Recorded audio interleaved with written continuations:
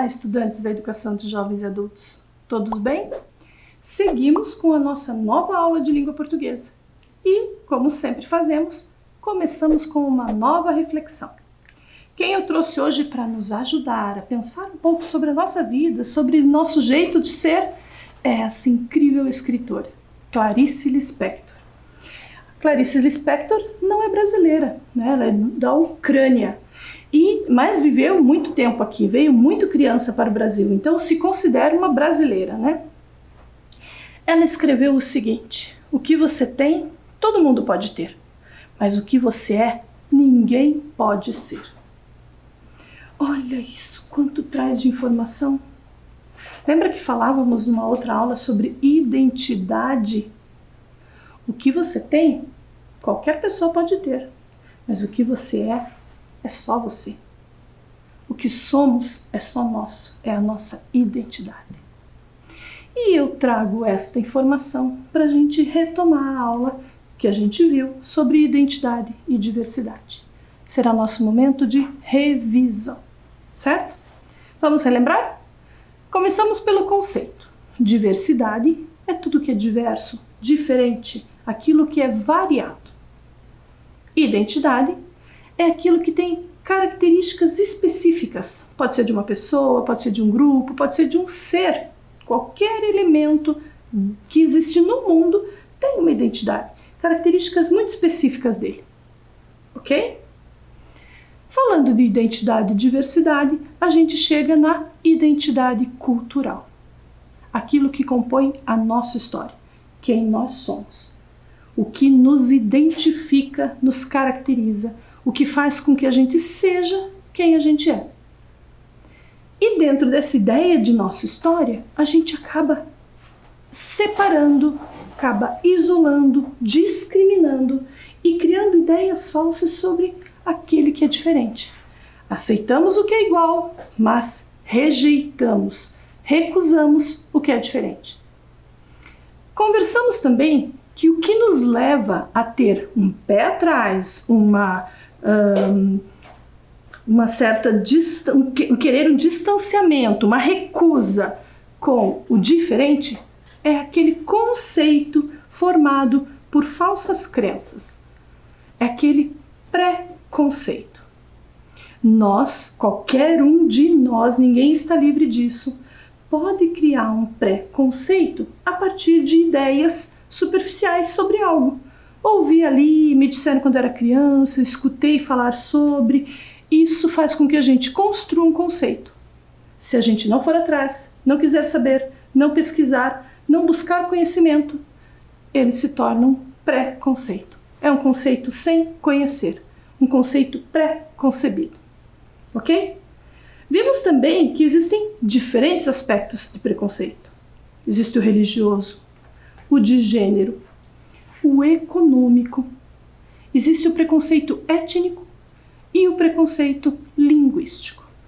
Cada um deles é a falsa ideia sobre o que é ruim e o que é bom, o que é certo e o que é errado dentro desses diferentes temas, né? Julgar determinadas religiões como certas e como corretas e como únicas e outras como erradas, como inferiores, como ruins. Julgar certos povos, o preconceito étnico, como melhores que outros, como piores. Julgar quem tem mais poder econômico como melhores, todo mundo deveria ser assim, do que quem tem menos poder econômico, que é ruim, é péssimo, não deveríamos ser, não podemos ser desse jeito. Achar que determinado gênero, homem ou mulher, é melhor do que outro, que merece mais do que outro. E até mesmo quem sabe usar a língua de um jeito melhor, tem mais conhecimento e está mais correto do que outras formas de usar a língua. Pensar sobre isso é importante para que a gente não repita preconceitos, não espalhe, eternize, continue reforçando ideias falsas, erradas sobre as coisas, sobre as pessoas, sobre os jeitos diferentes de cada um ser, de diferentes grupos também serem, né? Para isso, nós vimos que precisamos de informação, conhecimento e formação, estudo, pesquisa. Vamos buscar quem nos informe, vamos querer conhecer mais e vamos nos preparar, nos formar. Lembram dessa conversa? Falamos também que a gente tem na língua portuguesa vários tipos de linguagem. A língua portuguesa não é uma só. Existe a língua portuguesa formal, aquela na qual se usam as regras. Ela deve ser respeitada, seja falando, seja escrevendo.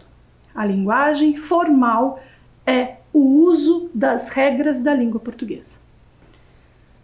Já que a gente está chegando neste momento da revisão, hora de registrar. Falamos de tudo isso para chegar no nosso primeiro conceito, linguagem formal.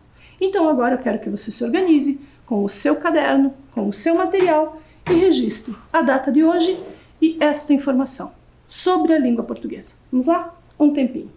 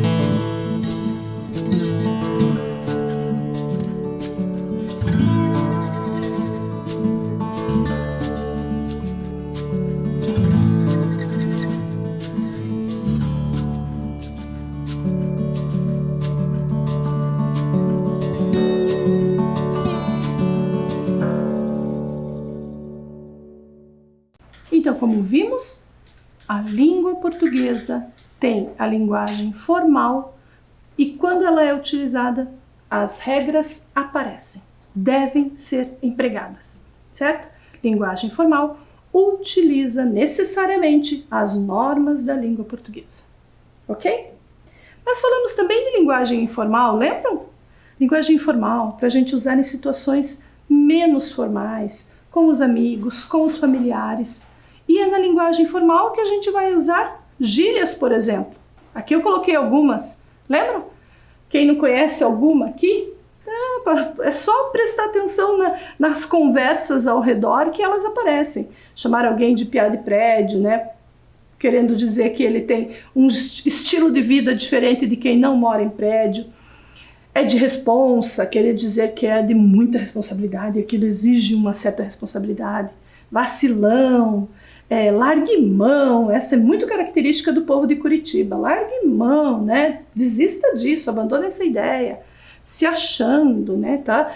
Pensa que é melhor que outro, está se achando. Piriguete, muita gente acha que piriguete é um palavrão. Não é, é uma gíria, uma expressão querendo categorizar as mulheres com determinadas características, assim, né, vulgares. Também usam em situação de menosprezo, de menos valor, de falta de qualidade, né? Partiu, quando a gente está querendo dizer vamos fazer tal coisa, partiu. O mesmo com bora. Bora é o jeito de falar vamos fazer, né? A gente reduz para bora. Essas expressões estão aí, ditas no dia a dia, e não são consideradas erro. Elas são usadas em determinadas situações. Fazem parte da gramática? Não, não fazem, mas fazem parte da nossa língua. Por isso não podem ser desprezadas. E prestem atenção, se você é um pouquinho mais velho que eu, só um pouquinho mais velho que eu, já deve ter ouvido outras gírias que não se usam mais. Eu mesma, no meu tempo, quando presto atenção nessas aqui, tem umas que eu nem sei usar, porque no meu tempo usava outras. E assim será, daqui para frente, novas virão, porque a nossa língua é isso, com esse dinamismo, né? Além dessa linguagem de gírias, a gente também tem linguagem regional. Lembram que conversávamos? Até um vocabulário regional, que tem muito a ver com o lugar onde a gente mora.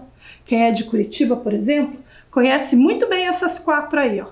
A gente fala penal quando está se referindo ao estojo de guardar caneta, lápis, aquele do material escolar.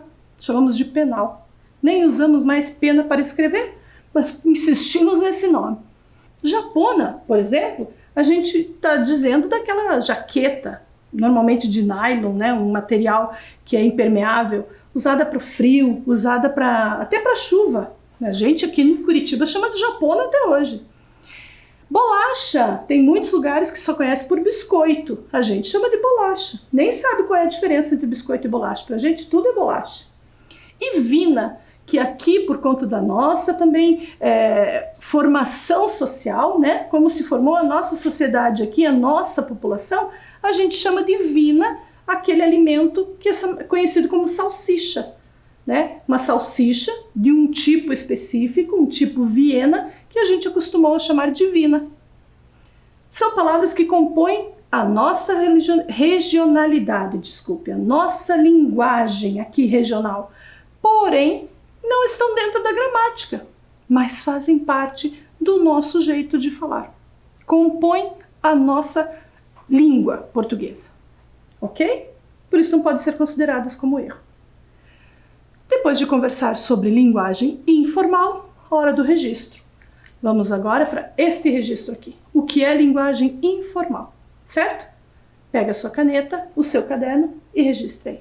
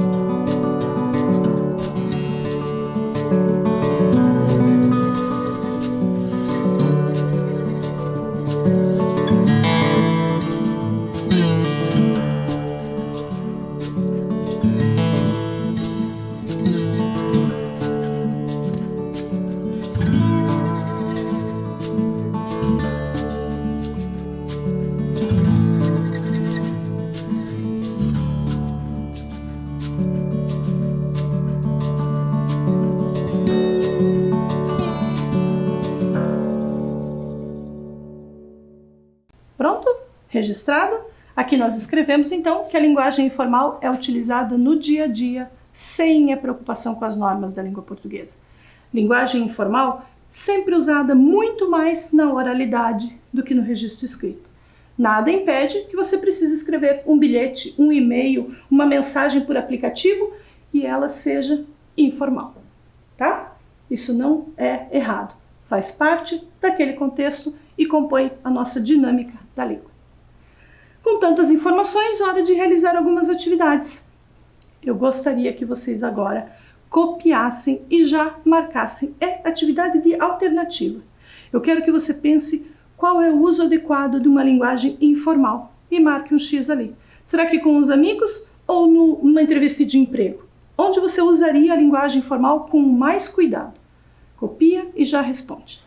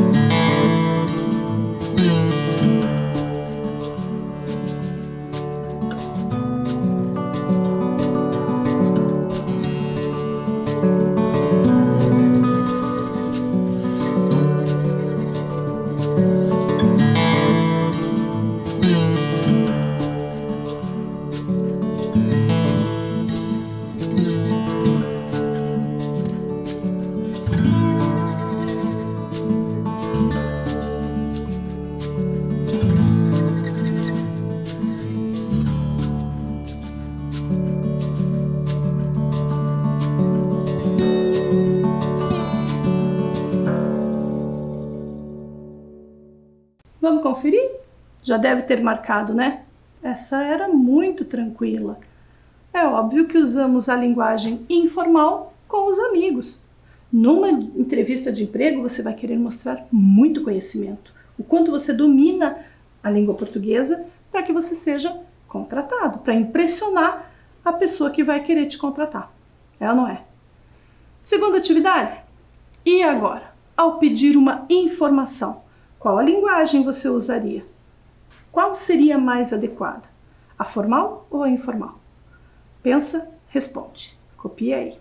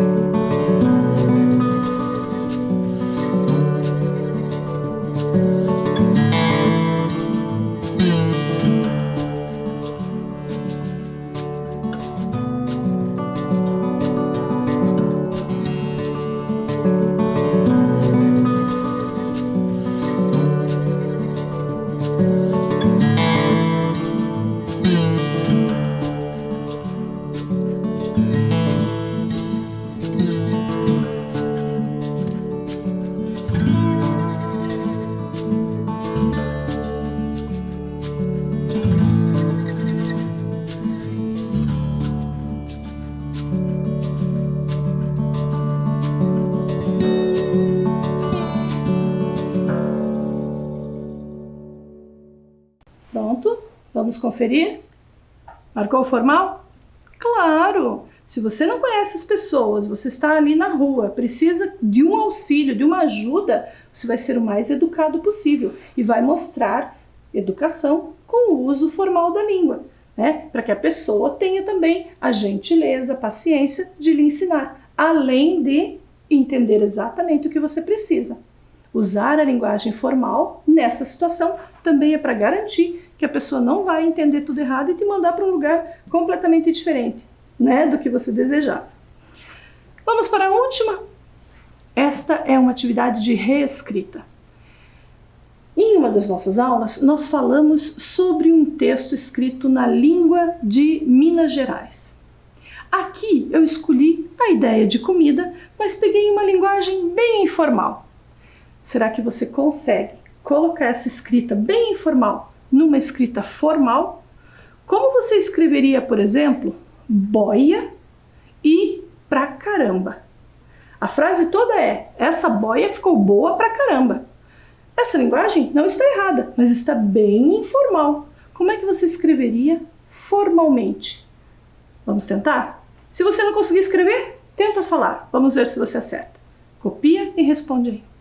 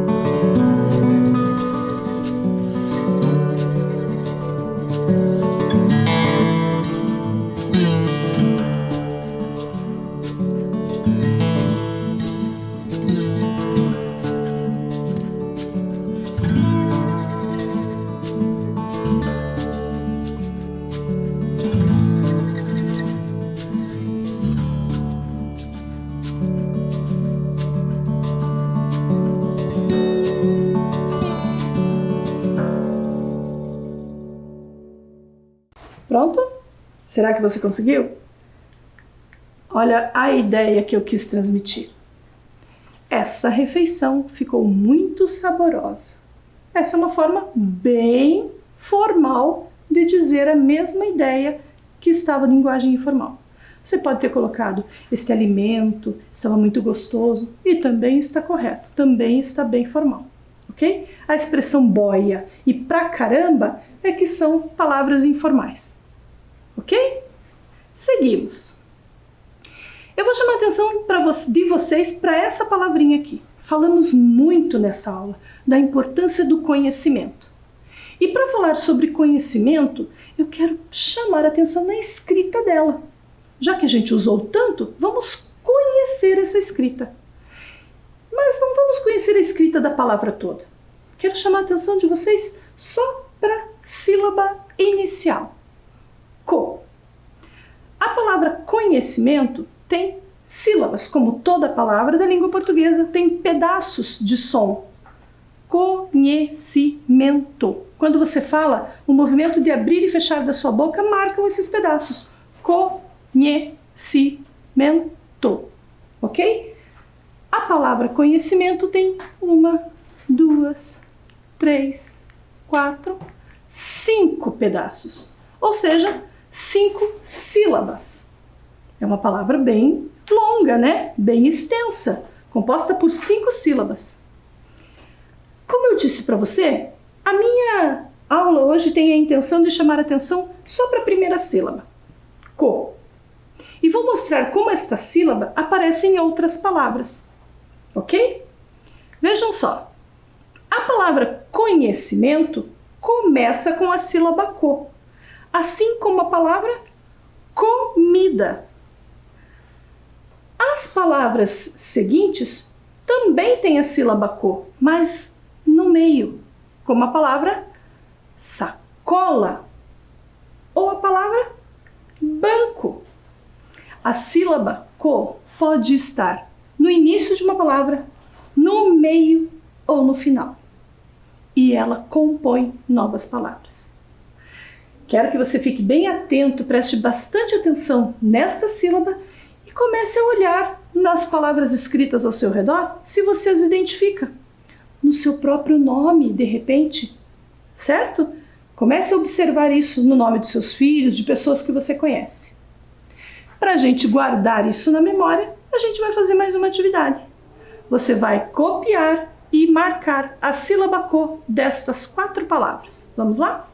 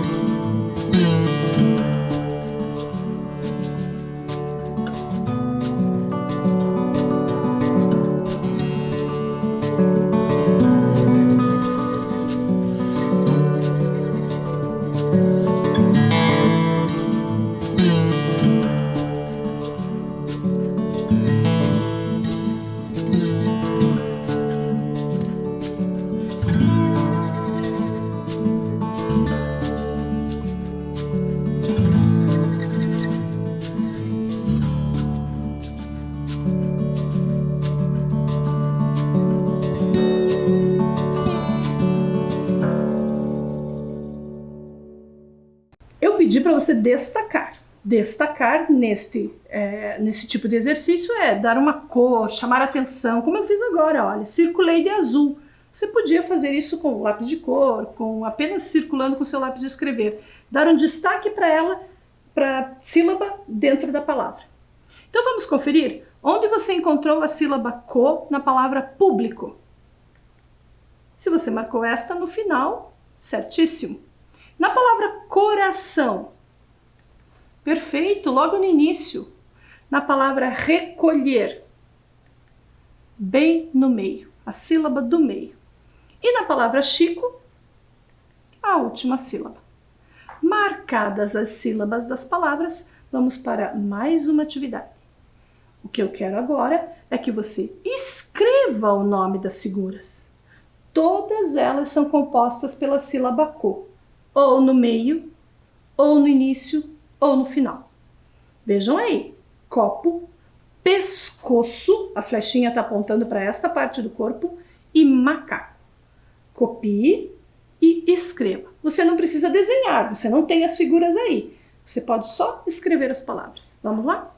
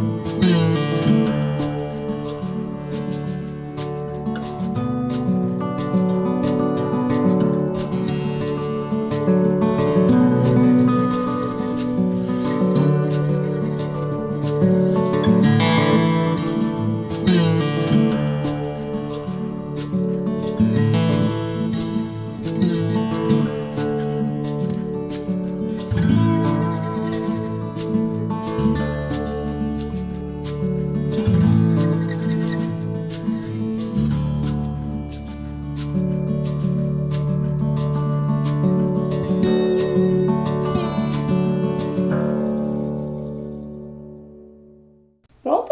Vamos conferir? Nessa eu quero que você fique bem atento que você vai precisar escrever a palavra se você não conseguiu e reescrever se você conseguiu, mas precisa corrigir, tá bom? Vamos lá? Copo. Confira. Para escrever copo, você usou as letras C, O, P e O. Pescoço. Para escrever a palavra pescoço, você usou P, E, S, C, O, C, cedilha e O. Vejam que a palavra pescoço tem 3 sílabas. E em um momento, o so não é o co. Vejam que o C recebeu um desenhinho ali para ele não ficar parecendo com o som do K, né? Não é pescoco, é pescoço. Tem uma marca ali, observe. E por fim, macaco. No final da palavra, a sílaba co. M-A-C-A-C-O. Conferido? Agora que você já tem o registro, a correção, a tentativa de escrita, vamos para mais uma? A nova atividade agora é de completar. Eu estou oferecendo para você 4 palavras e 3 sílabas. Você vai tentar descobrir onde se encaixam. Repare que uma delas não é com a letra C. Eu dei para você a sílaba K, a sílaba co e a sílaba T. E é nessa hora que eu estou te desafiando. Onde você usaria uma sílaba nova, que você ainda não trabalhou nesta aula, mas você já deve ter visto por aí. Identifique as palavras e tente completar. Já voltamos para corrigir.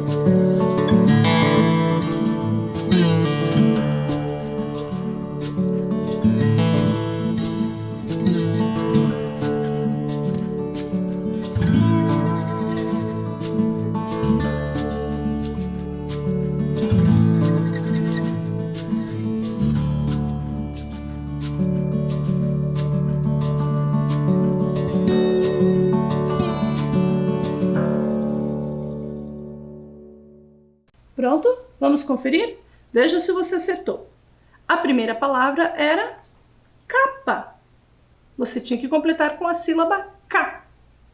A segunda palavra, tricotar. Tricotar. Você precisava completar com a sílaba co. A próxima, telefone. Está aí o desafio. A sílaba T inicial, T com E, telefone, completa esta palavra. E colher. A sílaba co, fechando a nossa atividade para a palavra colher. Tranquilo? Foi, né? Hoje foi uma aula de muito exercício e a gente vai levando assim. Umas aulas com prestando mais atenção, outras aulas exercitando mais. E para encerrar, eu trago uma frase importante. Ela diz: seja diferente, seja esquisito, seja você mesmo. O mundo precisa de pessoas assim, autênticas. Esquisito para quem, né? Seja você mesmo, desde que você mantenha respeito e se sinta bem com o seu jeito. Nos vemos na próxima aula. Fiquem bem. Tchau.